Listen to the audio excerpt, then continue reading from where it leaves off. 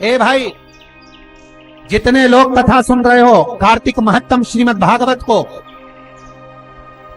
ध्यान से सुनना। ये महत्तम आपके जीवन को सुख प्रदान कर, आनंद दे।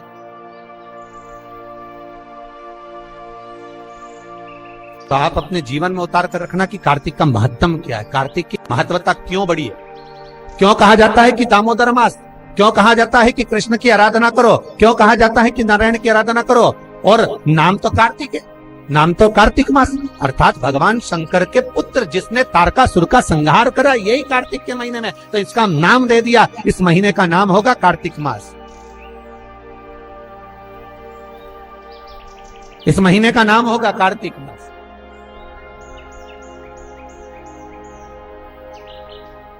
कार्तिक, क्योंकि तारकासुर का संहार, तारकासुर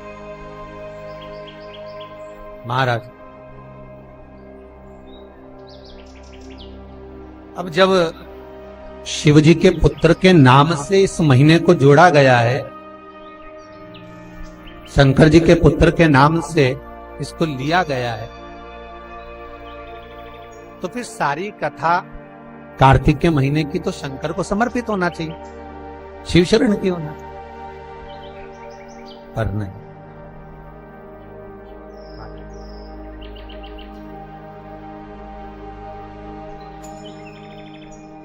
माता सत्यभामा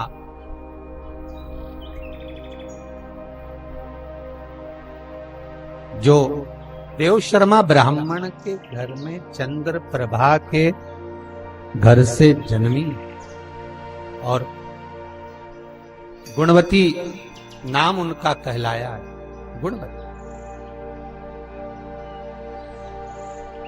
और गुणवती नाम हो गया, जितने विवाह होते हैं उतने विवाह में पति समाप्त हो गया। बड़ी बड़ी हताश, बड़ी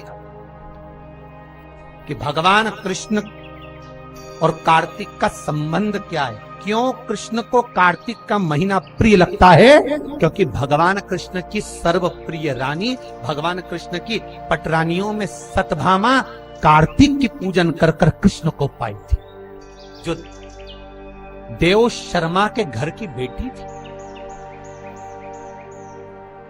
जिसके पति मर जाता, प्राण छूट जाते थे, वो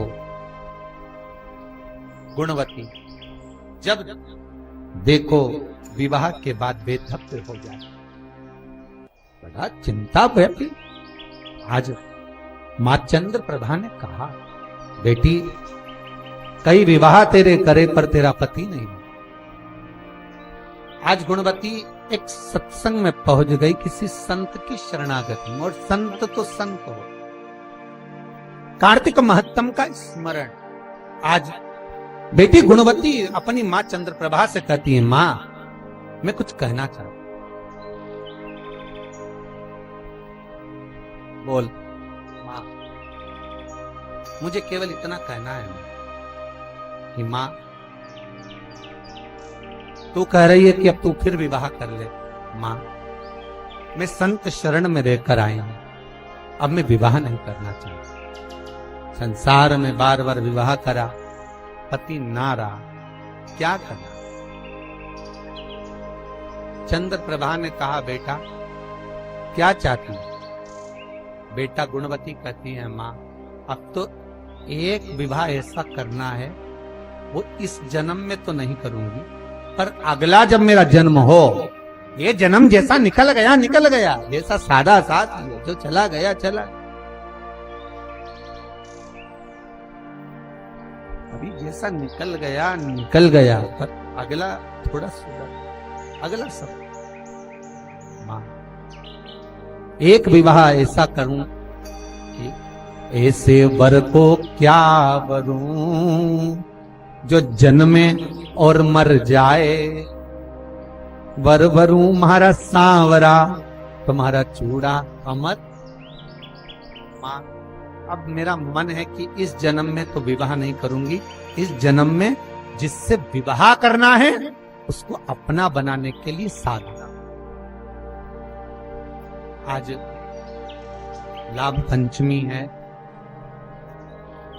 आज ही के दिन चंद्र प्रभा ने अपनी बेटी गुणवती से कहा, गुणवती एक काम कर, कार्तिक का महीना चल रहा है और ये कार्तिक का महीना कोई साधारण नहीं।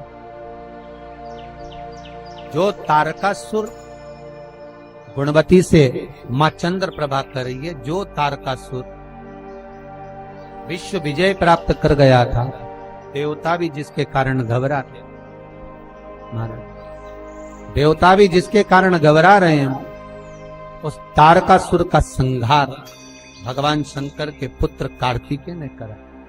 ये कार्तिक का महीना साधारण नहीं।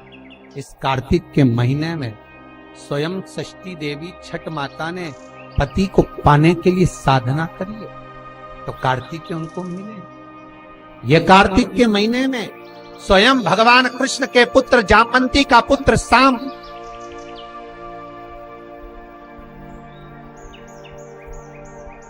जो स्त्री के कपड़े पहनकर संत की परीक्षा लेते हैं, श्रीमद् भागवत में लिखा है, जिसके कारण पूरा यदुवंश नष्ट हो जाता, वो साम अपने पिता को शब्द कह देते हैं कुछ ऐसे, तो पिता रुष्ट होकर कह देते हैं कि तेरे कुष्ठ रोग हो जाएगा, शरीर में श्वेत दाग पड़ गए। तब स्वयं भगवान कृष्ण के पुत्र भी इसी कार्तिक के महीने में भगवान की आराधना करते हैं। षष्ठी देवी प्रकट होती है, सूर्य आराधना का फल प्राप्त। तो ये कोई साधारण नहीं है महाराज। ये कार्तिक का महीना, तो मां कह रही है, चंद्र प्रभा ने कहा, ए गुणवती, ये एक काम कर, तू अब भगवान की आराधना में लग जा। मां,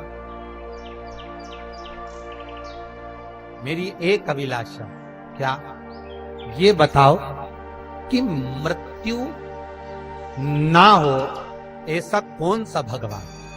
तो माता ने मुख से कह दिया चंद्र प्रभा ने, ब्रह्मा विष्णु और महेश, ये तीन देव ऐसे हैं जिनकी मृत्यु नहीं। मां, मैं किसकी आराधना करूं कि कौन जल्दी मिल जाए?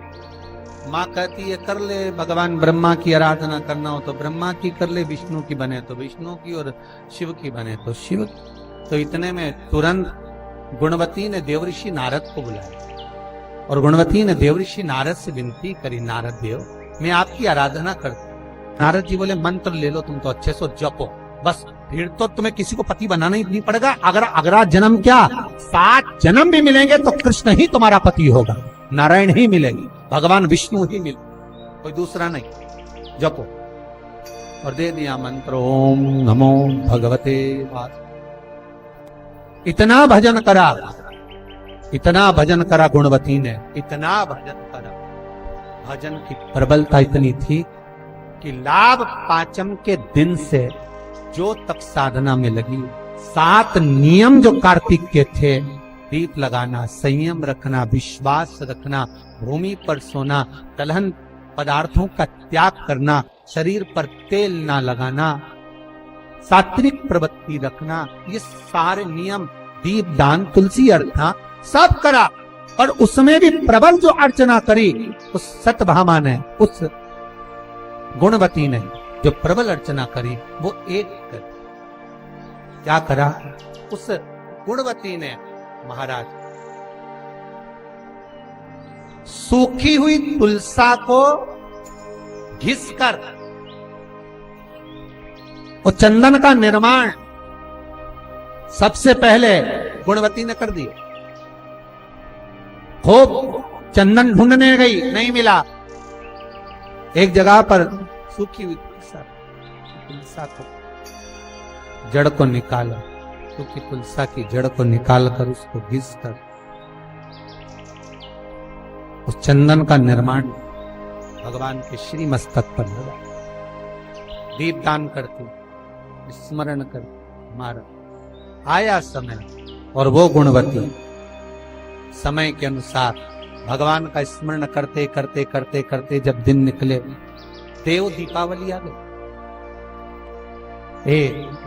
गुणवती कर सेवा, कार्तिक और करी गुणवती ने तुलसी अर्चना दीप दान पुण्य सारा कमाया। शास्त्र कहता है समय आया गुणवती के प्राण छूट गए। सत्राजीत की बेटी सतभामा बनकर जन्म ले ली और उस सतभामा से भगवान कृष्ण ने विवाह किया। वो सतभामा साधारण नहीं मिल सकती थी, पर कार्तिक के नियम व्रत साधना तप आराधना से जो मिला वही नहीं।